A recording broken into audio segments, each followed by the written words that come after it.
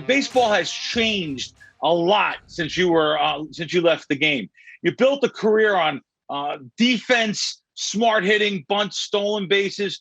Really, now it's strikeouts and trying to get a 3-run homer and base stealing, moving runners over. It's become a thing of the past, really, it seems like. What are your thoughts on today's game, how it's played? Do you like it? Do you think it's here to stay or just another little trend going on? I'd love to hear your thoughts on what you think is going on now.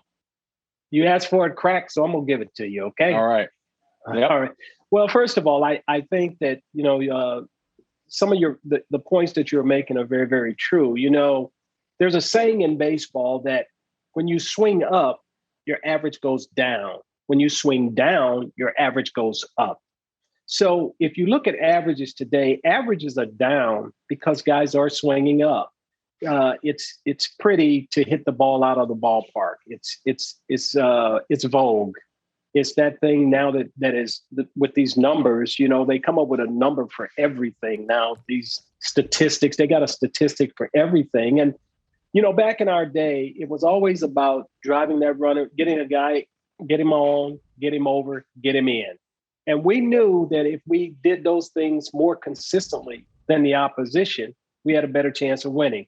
So our focus was not necessarily hitting the ball out of the ballpark, and especially in spacious ballparks like St. Louis was when we played, and we played on turf too, So we always had teams that had great overall team speed, and we knew that teams that we played that were built from an offensive standpoint probably were not very good defensive teams. So therefore, the only way that you're going to be able to put pressure on them and force them to make plays is to put the ball in play. So it was imperative that you put the ball in play, not strike out. You had a 2-strike approach. The 2-strike approach is gone completely. There's no real 2-strike approach at all. You watch guys now do something that I think is one of the dumbest things in the world, and I wish they had done it more when I played, the shift. The shift. It's so bad. They're talking about getting rid of the shift. Well, why would you get rid of a shift if a guy doesn't have the ability to hit the ball the other way? In baseball, you hit it where it ain't. And if you got 15 guys on one side of the field, there ain't nobody else on the other side. So as a player, it's part of my responsibility to learn to hit the ball the other way. I mean, it's my job. It's my gig. It's what I do. So please, load everybody up on one side and watch me go to work. This here is one of the saddest things I've ever seen in my life. Watching guys continually hit into the shift, when if all you have to do sometimes is just hit the ball the other way. If you hit the ball the other way, there's nobody there. I mean, it's easy hits. It's an easy route to 3,000. I'm going to have 3,000 hits if they had a shift like this. But it's crazy. I think the game, from an analytical standpoint, I think that what we've done is we've allowed people who've never played the game to start making the rules in the game. I think that if you're going to have a great game like this game has always been to us who are baseball purists, there's always been the simple things, the doing the little things day in and day out. That's what the game is all about. And today when you watch games and they're much longer, and they're talking about trying to speed it up. Baseball has its own cadence and its own timing. Now, there are certain things that you can do to speed it up. Not let the guy go back to the dugout or to the on-deck circle 3 or 4 times, or there's a time limit for a pitcher to throw a pitch. Those little things work. We have instant replay, and I think instant replay was put in place with the right. It was the right idea to determine whether if a ball was fair or foul or whether you were safe or out. But what we've done is we've added time to the game now because we use the instant replay for every play. We've taken away from the umpire the purity of the game. It's a game of imperfection. So therefore, there are going to be some mistakes made.